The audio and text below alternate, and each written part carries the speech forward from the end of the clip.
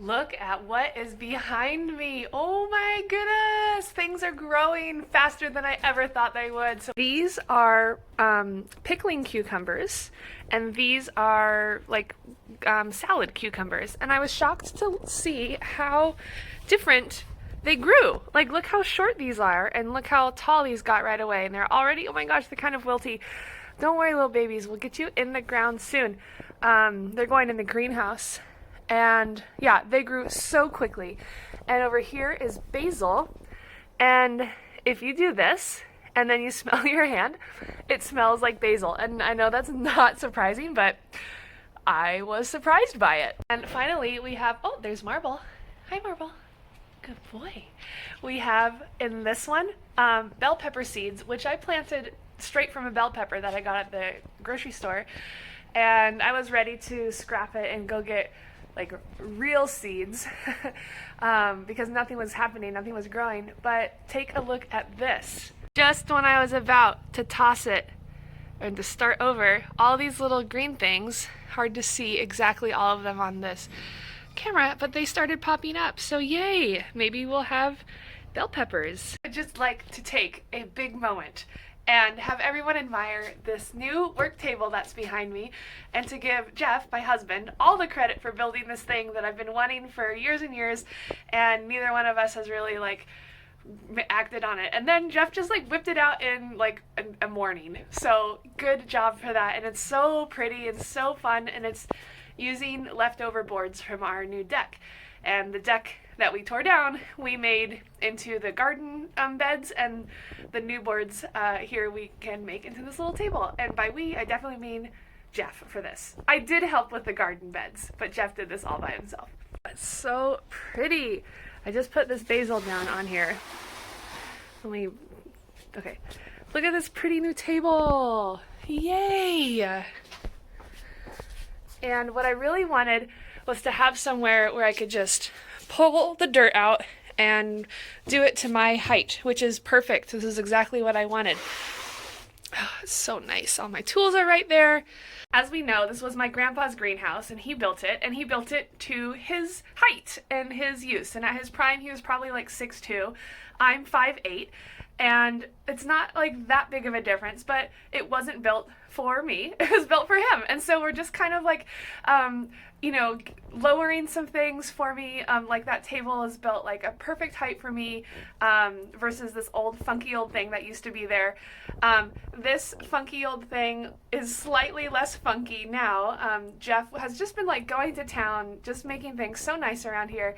And one of the ways he did that, I'll show you, but this was my grandpa, this was Geegaw's potting like table area back there, and it's just like slightly too tall for me, and it's too deep. Like I can't get my hands back to where they need to go, and then I don't want to touch it because I feel like spiders are like in all the pots and stuff. So we're working on getting it more usable. We're in the greenhouse coming out to the potting table area, and it used to have all of these things like sticks and trellises like laying on top right here, kind of to make it like a little awning, but really they were just so precarious and they weren't held up at all. So Jeff just took those down, ripped down a whole bunch of this ivy that was overgrowing this side of it, and we'll look at it from this angle too.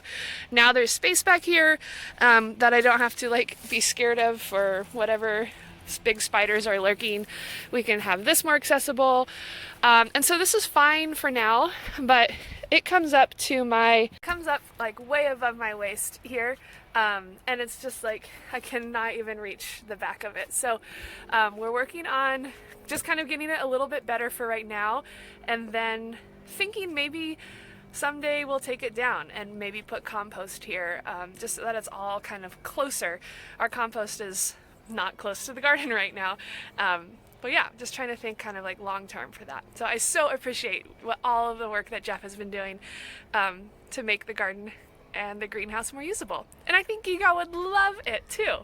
This brings me to what we're doing today, which is using the brand new work table inside the greenhouse to transplant some of the basil starts that I grew from seed. And I'll show you the method that I'm using. It's something that I saw on some other YouTubers' sites, which I'm like chuckling at, like I'm a YouTuber now. Hello. But anyway, I saw it on some sites and I'll try to link those videos below. I found them incredibly helpful and kind of like a new way to look at using the space and maximizing your growing space.